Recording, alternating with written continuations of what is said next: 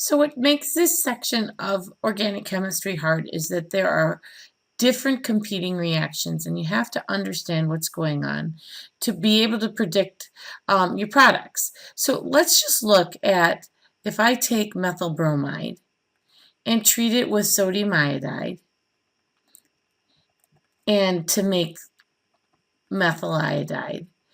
It doesn't look there's a lot going on, but you have to think about the leaving group. You have to think about the alkyl group. You have to think about the nucleophile. The one piece you don't have to worry about is the sodium, but somebody could figure out something to worry about the sodium. And then you also have to worry about solvent, because the solvent will actually determine whether one reaction will happen or not. So let's take these little pieces at a time, and let's look at the Sn2 process first.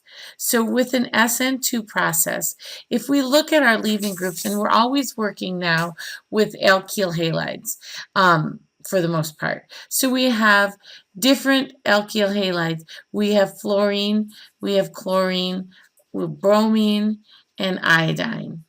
Now, if you think about the process, the mechanism all is these being leaving groups. Well, fluorine has a very strong bond to carbon, similar in size, smaller, closer. So this is going to be the slowest reaction. In fact, it's very slow compared to these. And as you go down, so I'm just going to draw a line right here. These all are three very good leaving groups, and as the bond gets weaker, the reaction gets faster. So this is getting faster as you go down the periodic table. Now, if we look at, so that was the leaving group. The next thing we want to look at is the alkyl group. And we will look at the alkyl group as CH3, a methyl group, or primary, say like, ethyl as a alkyl group, or secondary, we can use isopropyl as an alkyl group, or tertiary. So remember, what we're going to do is attach our X or our leaving group to each one of these. Now, if you think about the discussion where the nucleophile has to hit the back side of this carbon, the methyl group for sure is going to be the fastest, because these little hydrogens aren't blocking the way at all for that nucleophile to hit the back side. So methyl group is by far the fastest. And as you move down for Sn2, it goes down to secondary and pretty much doesn't really happen. It's not really possible for tertiary to have an Sn2 process. It's just not going to happen. So when we look at the alkyl group, methyl is fastest and it goes down, and tertiary just does not happen this way. So the next is the nucleophile. If we look at a couple different nucleophiles, and they're usually ranked in order of strong to weak. Weaker nucleophiles are things like water or any alcohol. That's on the weaker side. They're not as basic. At the stronger side of nucleophiles, we have things like the sulfurs. So SH- is a really good nucleophile. As I said earlier, I- is a really good nucleophile because it is polarizable. OH- is a good nucleophile, as are the conjugate bases of the alcohols. OR-, those are stronger nucleophiles, but they're also basic, which means they will react to do elimination reactions. Sort of in between is NH3 and, say, chloride. And probably at the very bottom is carboxylic acids. So this goes this direction. So the stronger the nucleophile, the quicker the reaction. All of these discussions are kinetic discussions on how fast an Sn2 process moves. So if we look, solvent is our last piece of the puzzle.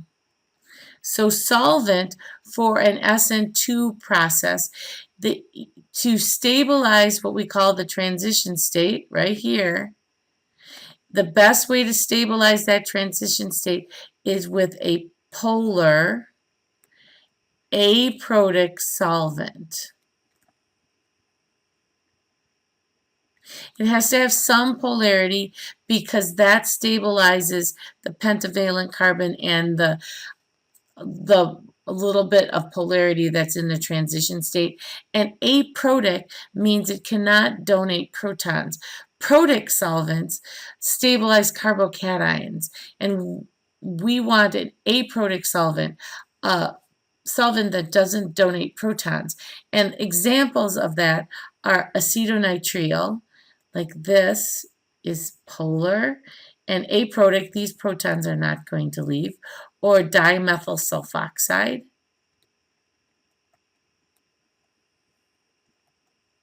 DMSO, or acetone, which looks just like dimethyl sulfoxide. It's probably the cheapest. No, I guess the other ones are pretty cheap too. Acetone. So polar aprotic solvents stabilize the transition state and make Sn2 processes go. So let's do that same little discussion with Sn1 processes and see what makes things, these go faster or slower. Again, these are kinetic arguments. I'm going to draw T-butyl bromide as an example, treating with sodium iodide and to form T-butyl iodine. The discussion about the nucleophile is pretty much irrelevant because remember, our rate determining step for an Sn1 process is that the bromine leaves first. So the nucleophile just has to attack either side. So we'll start with the nucleophile. It really does not matter because the rate determining step doesn't involve the nucleophile.